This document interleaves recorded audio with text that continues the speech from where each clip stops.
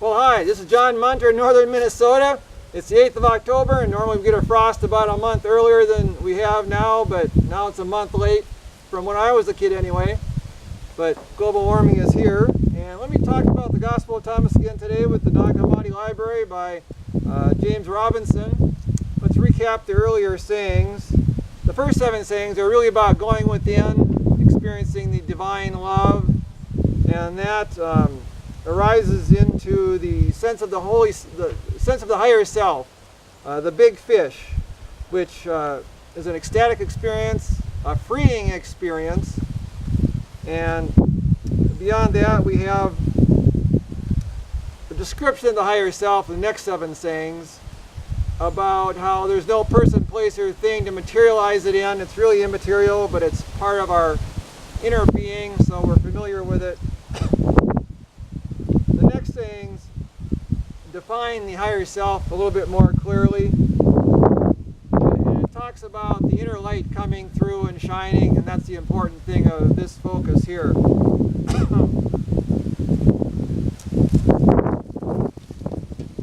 mission is described after this. Let's not be a blind person being led by a blind person, or involved in busy work. But the higher self is always on a high mountain. It's always there with us, and it's really cosmic consciousness. The next set of sayings, beginning with number 39, begin with talking about institutionalized religion. We had the 39 last time, the Pharisees and scribes taking the keys of knowledge and hiding them, and they themselves haven't entered, nor have they allowed others to do so. You be as wise as serpents and innocent as doves.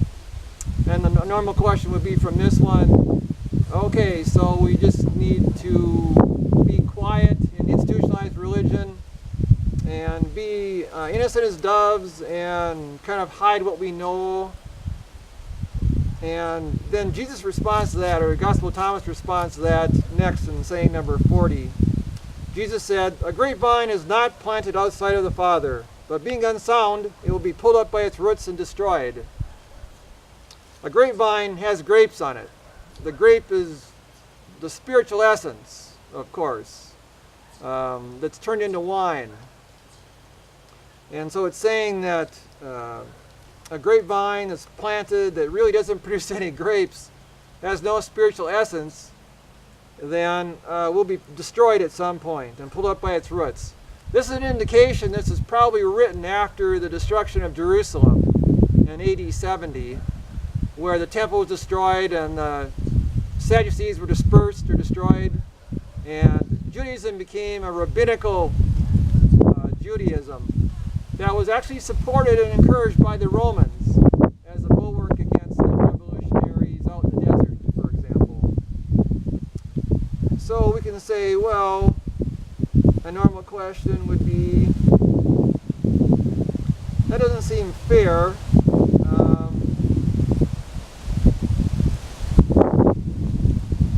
Can't they be redeemed somehow instead of being destroyed?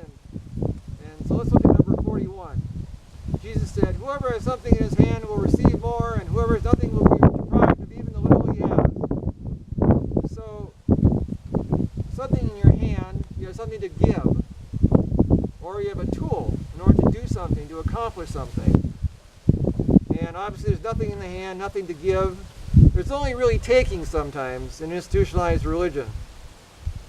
And so even if you have a little bit, unless you have really something to give, some spirit moving through it, then you'll be deprived, it'll be destroyed at some point as well. And this seems pretty cold and cruel. And once again the question comes, well, but, you know, that sounds pretty cold and cruel. And number 42 reads, Jesus said, "Become passersby." And so in the spiritual life, we have to develop that sense of equanimity. That sense of, well, this may be true, that might be true, but what does the Spirit tell us? What does the Spirit say? And so that's what become passersby really means. And then, but the normal question would be from that, well, but isn't there right and wrong? Aren't there right answers and wrong answers? And can't we take sides? Do we have to be totally non-involved at all? And in 43 he says, his disciples said to him, "Who are you that you should say these things to us?" They're kind of mad. Jesus said to them, "You do not realize who I am from what I say to you, but you have become like the Jews, for they either love the tree and hate its fruit, or love the fruit and hate the tree." The tree was the temple worship, and the Sadducees, the ruling powers. The high priest was imported by the Romans, and there was a lot of corruption, sexual corruption, money corruption, dominance. Whereas the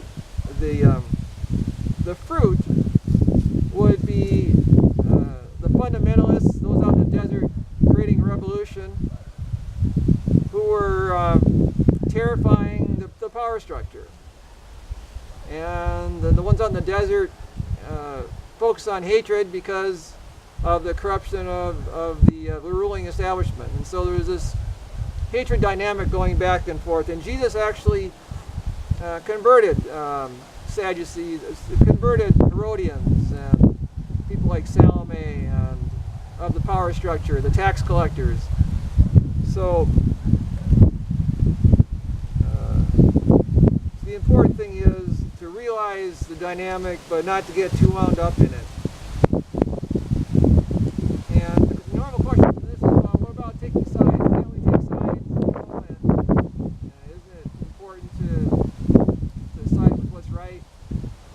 So we'll come to that next time. But thanks for tuning in. This is John Munter, and my website is www.mirroredbridalchamber.com, which has these videos now beginning weekly. And my book is the Integral Gospel of Thomas Made Easy. So if you get tired of hearing my northern Minnesota accent, well, pick up a copy of this, and it'll be a handy guide. So thank you.